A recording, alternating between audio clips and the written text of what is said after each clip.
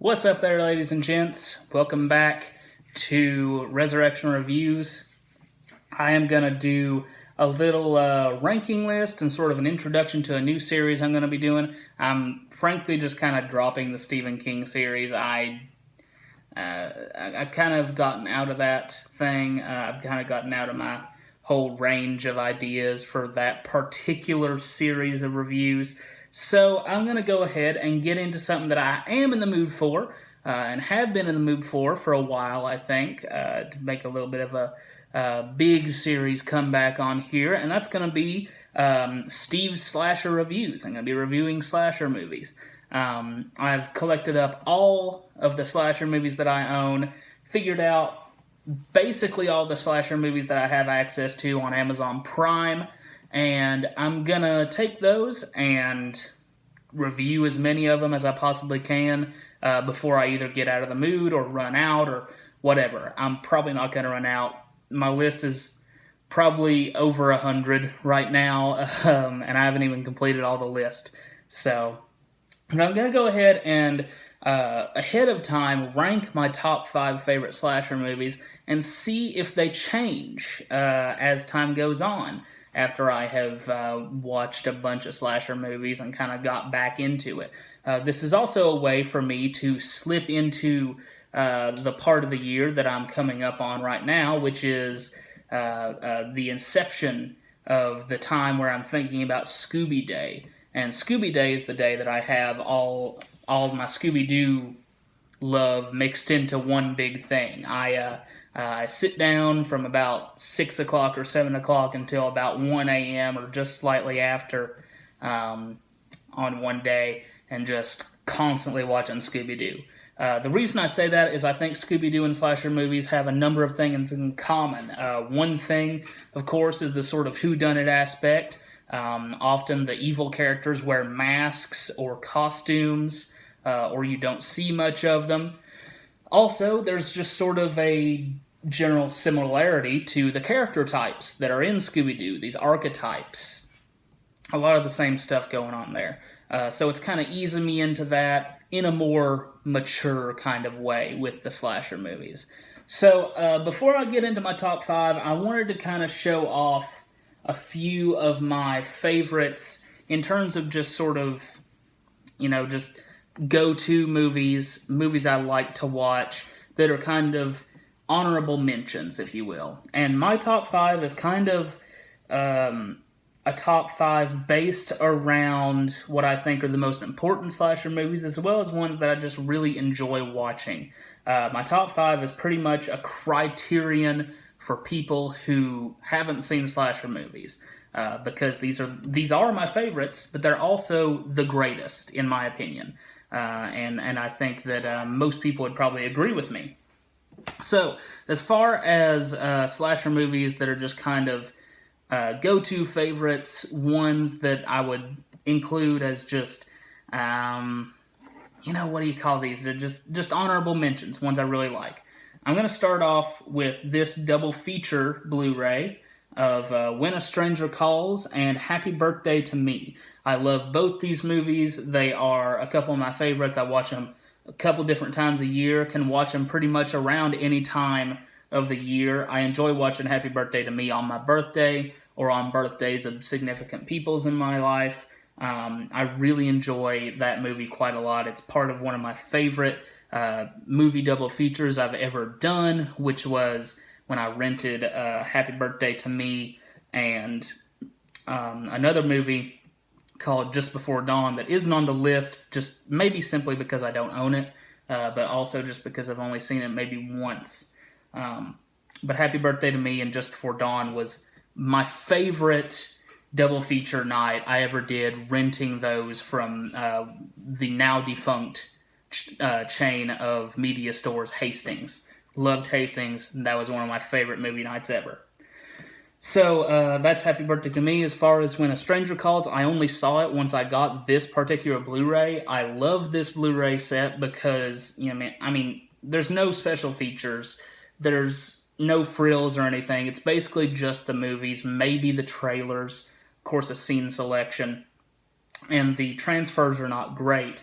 But this is the best these two movies look as far as I can tell. There might be a better edition of When a Stranger Calls. When a Stranger Calls is a really good movie as well. I watch it a couple times a year. I've come around to it as being a fan. I used to not like it that much. But for a 70s slasher, post-Halloween, I like it quite a bit. So, When a Stranger Calls and Happy Birthday to Me are two of my favorites there.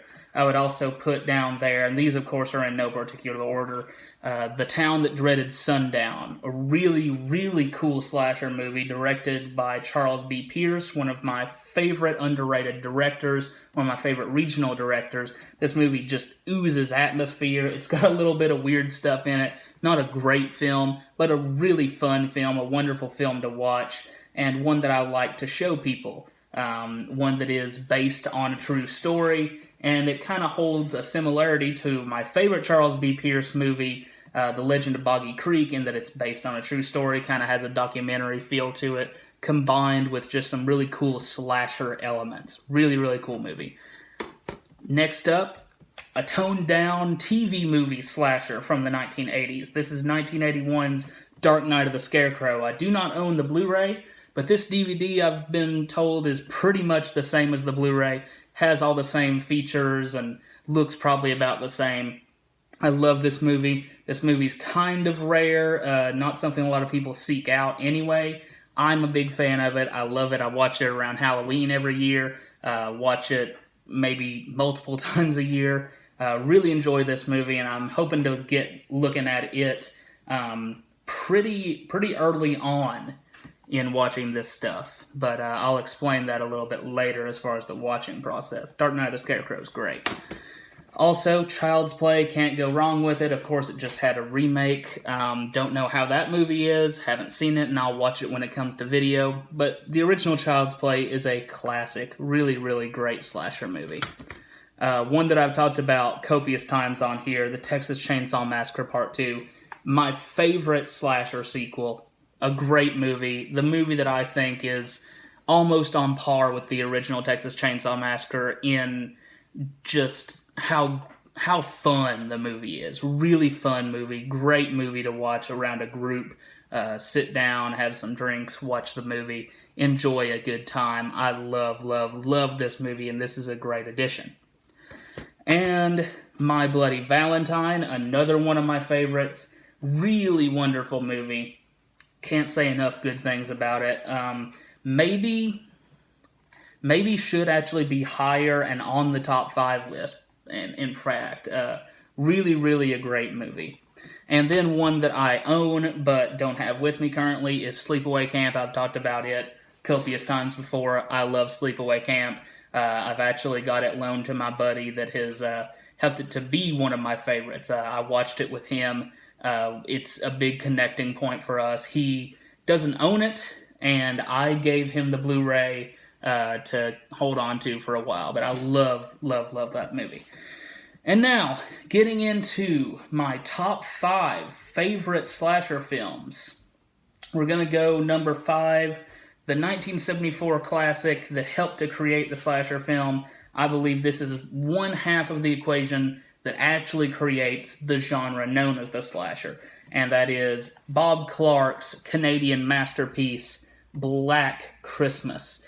Bob Clark created 2 great Christmas movies, A Christmas Story and Black Christmas. I can't tell which is better. I love both of these. I watch them both around, not Halloween, but Christmas. This could be watched almost at any time of year, though, because it's just got this dark, wonderful,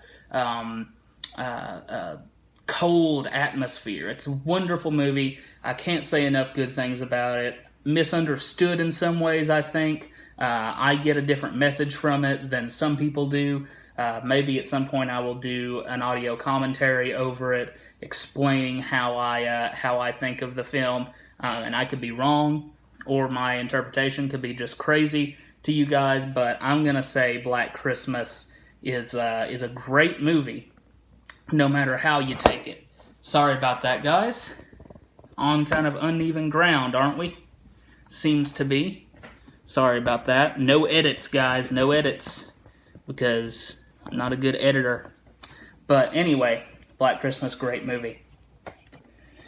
Next up, the Texas Chainsaw Massacre, the other part of the equation that creates the slasher movie. Black Christmas is the city slasher movie, the coming to your house slasher movie in 1974 that helps create that aspect of it. This is the backwoods slasher, the masked slasher with a specific weapon. I love this movie, can't get enough of it. I think it's maybe the scariest movie ever made, or at least it's up there, probably top 3 scariest movies ever made. Love the Texas Chainsaw Massacre. I've talked about it countless times. A really, really great movie that I can't say enough good things about. Number 3, A Nightmare on Elm Street. I've had this set forever. It's one of the first horror movie sets I ever bought. I've talked about A Nightmare on Elm Street copiously as well. I think it's one of Wes Craven's greatest movies. I'm a big Wes Craven fan, and I think this is at least number 2 on his list of greatest movies. And number 1 you'll be seeing right now, and that's Scream.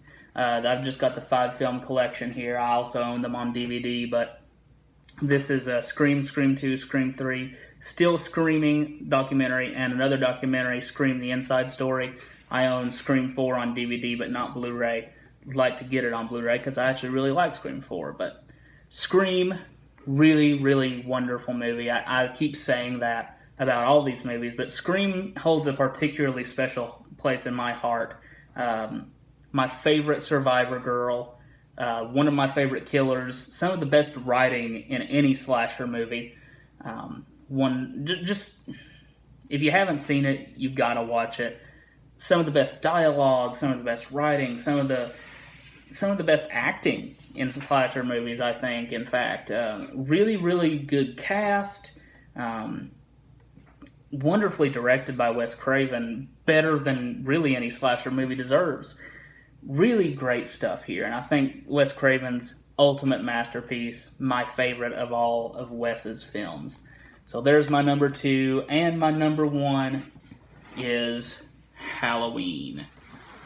And I'm just going to turn it around to that part. This is the box set. I've talked about slasher movies before, and I've talked about how much I love Halloween before. This is it. Love Halloween. There's only one problem I have with this movie, and it's the nudity.